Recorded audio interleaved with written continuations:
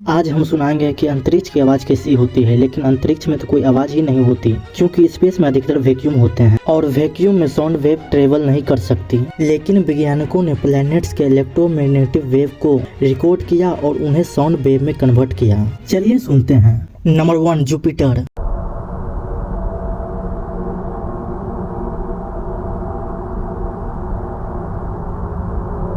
Number 2, Earth.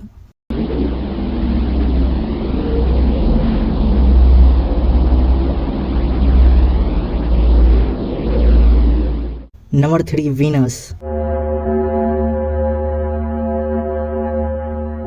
Number 4, Saturn.